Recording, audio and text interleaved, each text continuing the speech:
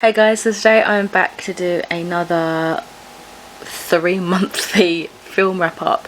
This is all the things that I watched in April, May and June. A lot of Disney Plus as we've continued our Disney Plus journey and been trying out some of those things. So let's just get into it. So the first thing I watched was called Float and I gave it 4 stars. So as I mentioned briefly, we got the trial of Disney Plus as so many others were doing during lockdown, and the first film I checked out was a Spark Shorts animation, which I think is what plays before some feature films of Disney. And yeah, it was called Float. In this, a dad noticed that his son has a very special ability that he tries to hide from others. I thought it was beautiful, with a kind message of basically it's okay to be different, and I immediately showed my boyfriend, who also enjoyed it. Next up, checked out the Lady and the Tramp, the live action one that came out in 2020 or this year. And I gave this one a 3 stars. So I was really looking forward to this remake. I haven't seen the original since I was a kid, so it was nice to see this with a bit of a fresh perspective. I thought the dogs would look more fake, but I actually liked the technology that they used to smoothly edit the mouth when they were, you know, talking, I guess. I did find it definitely more like an imitation of the era that it was set in rather than an actual authentic feel, but it was generally very sweet and definitely enjoyable. Next up, going to something a little more adult, and that is The Dictator. So I've been wanting to watch more of this guy's films for a few months now, as I was never into it when they were coming out whilst I was in school, so I decided to see which films they had on Netflix, and The Dictator was one of those. I thought it was funny, but not as much as I had hoped, but it had a very prevalent message behind the humour, which I enjoyed. I gave this one a 3 stars. Going back to Disney now, I watched The Hunchback of Notre Dam, which I gave a 3.5 stars. I thought this was so beautiful. It's one I haven't watched more than 2 or so times, and not since I was a child, so I couldn't really remember a lot of it. The music threw me right back into nostalgia, because I remember singing God Help the Outcasts and Someday Soon in my primary school choir, and I never realised that it was from this. I thought the orchestra teacher person had written the lyrics, because a lot of them she had written the music for, depending on the theme. But yeah, this was amazing. So I just had one of those like moments where you just go back into your mind and everything makes sense, and it was wonderful. Very beautiful film. Then I watched Atlantis, The Lost Empire, and I gave this a 4 stars. This is what I love about Disney Plus. I'm watching all these like classics that I barely remembered, and it was the same for this one. Again, I barely recalled anything about this film from my childhood, but it was so much fun, action-packed, and definitely kept my attention. I really like Milo and Kida, as well as some of the crew who stuck out the most to me. I absolutely adore Atlantis Myths and Legends, and this one is an interesting take on the whole tale. Immediately after that, I watched Atlantis Milo's Return, which is the sequel, and I gave it 3 stars. This one felt like 3 little stories in one, so in this way it felt episodic, but I would say it was still very much enjoyable. I just generally preferred the bulk, plot and drive of the original movie. I watched Coco, which I gave 5 stars. I actually missed seeing this at the cinema a few years back, so of course I was happy to see it on Disney Plus. The detail in this is amazing, with the animation, the research in the culture and what has been added. The story of music breaking the family apart and ultimately bringing it back, absolutely beautiful. It was just stunning, tear-inducing, with a beautiful message about the love of family and music intertwined. I would heavily recommend that film if you haven't already watched it. If you have watched it, watch it again. So, thrown into May now, I watched Avatar, which I gave 5 stars. I think this may be one of my new favourite films, and it's taken me this long to watch it. So, I do remember seeing probably about half on the telly when I was about 12 or 13, but then a sex scene came on and I got really awkward and left. But watching it now, it was literally only a few seconds. My little prude mind could have handled that, I'm pretty sure. And it wasn't even that like deep. Oh, I didn't mean to use that word. Oh gosh. The beauty of this film is awe-inspiring. I think that's one of the main things I adored. The colour palette is so vivid, and the contrast to that when battle ensues is absolutely crazy. How grey and bleak it becomes. The plot does not let it down, tackling the age-old story of powerful, no offence, but oftentimes white men coming in and taking what they want from the indigenous people of the land. But within this is a beautiful blossoming of love for the people and the land as well. Random, but I really like Trudy in this. She reminded me of Audrey from Atlantis, so that was a nice little comparison. I then watched Lolita, the 1997 version. I've actually got a review separate for this, so if you're interested, I will link that in the cards for you. Moving on to a bit of horror now. These are all from Netflix that we watched them on. We watched Cabin in the Woods, which I gave 4 stars. Whoa, what a weird film. So many genres just tied in. I didn't really know what to expect, thinking it was straight up horror until it played. Other than knowing there's this like killer unicorn at the end that I wished had more screen time. This is such a clever concept that has many layers. Some I wished were as well executed as other parts, but overall it had me clinging to the edge of my seat and left me with an expression of disbelief, but feeling thoroughly entertained for sure. That was 4 stars if I didn't already say. Then I watched one of the Final Destination movies, the 5th one, so Final Destination 5, and I gave this a 3 stars. It felt like one of those spoof disaster movies, but damn did it have some jump scares, near misses that made me very uncomfortable.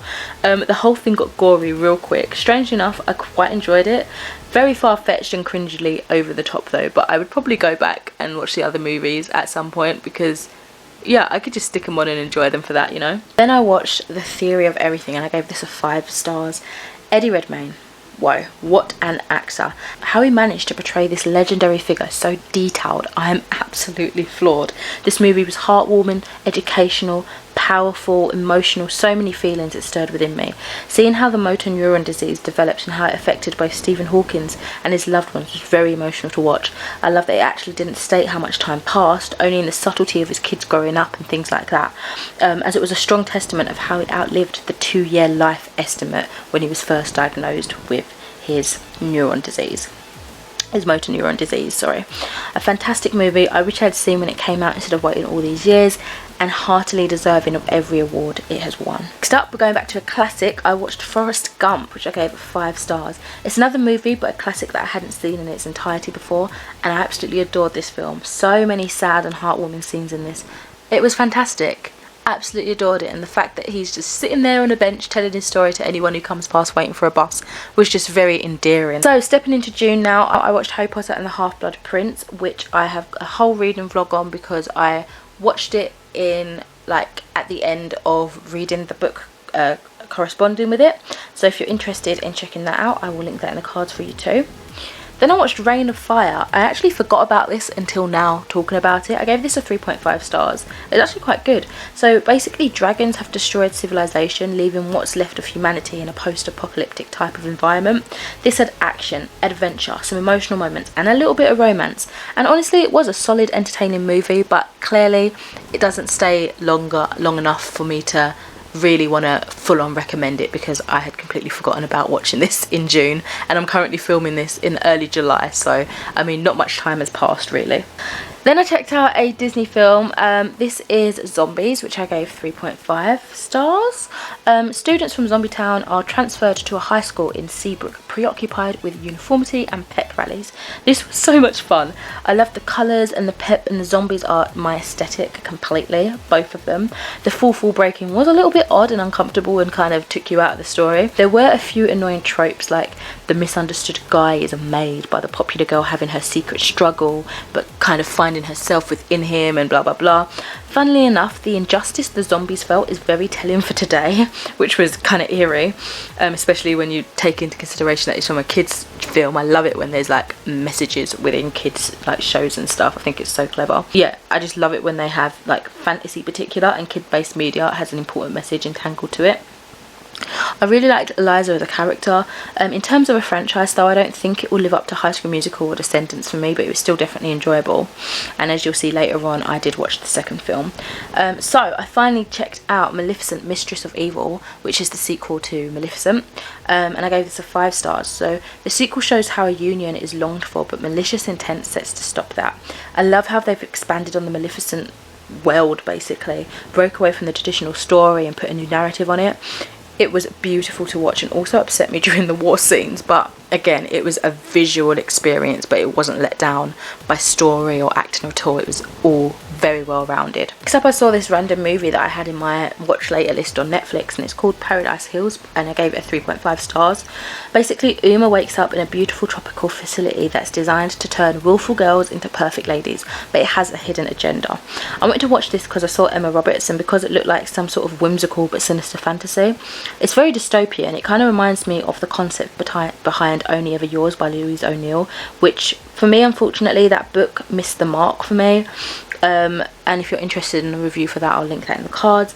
Yeah, I visually think it works better for me, that sort of idea. The conversations in this, such as grooming these girls to be perfect for a suitor, was expressed really well, whilst being aesthetically pleasing to the eye in terms of like how it was produced and the clothes and everything, especially with the colours and again, yeah, the clothing and fashion that they used. But I feel like it all had that painted message of they're doing this to be desirable for the suitors. It all held basically sinister undertones when it wasn't glaringly obvious. At points it also gave me a cure to wellness vibes as well. So after that I really wanted to check out the Truman Show. Well, not check it out, but I wanted my boyfriend to check it out, and I gave this a 5 stars. Honestly, this is one of my favourite films. I was showing it to my partner as he hadn't seen it before, and I really wanted him to like it, and I think he enjoyed it, but it was just a bit like, oh, this is so weird. It's about Truman, whose whole life is a lie and is broadcasted to the whole world. It is amazing. It makes you question reality and question morals and wonder what happens next. Then I watched this other film. I think it's relatively new on Netflix. It's called Freaks, and I gave it a 3.5 stars. It's kind of like a horror thriller situation where a dad and his daughter are kept in hiding, and the daughter has these abilities that could get her killed. I thought this was a really cool concept actually, but the advert automatically played after watching another Netflix show, and we just thought, let's watch it. I feel like some of the more power elements could have been fleshed out more, and some parts were a little cringe, but it was interesting and entertaining. Be prepared for some sudden gruesome scenes though. And then lastly, to wrap it up, I watched Zombies 2, as I mentioned briefly, which I gave a 4 stars. So in this one, the zombies and humans have been living together since the first film, and romance is having a chance to grow, until the werewolves threaten everything. I assumed from the first film that there would be more to Addison's hair, and I was intrigued to see how it went. It also looked less fake, like more effort was put into it this time around, which I appreciated. The wolves are way too over the top with being bad, and it definitely had another sequel bait. And again, I'm really looking forward to it, to be honest, and I actually think I enjoyed this sequel to the first movie. But yeah, there's that. Those are all the films that I watched over the last 3 months. Let me know what you've been watching, if you have any recommendations based off of the things that I have checked out. And yeah, I'll speak to you in another video soon. Bye.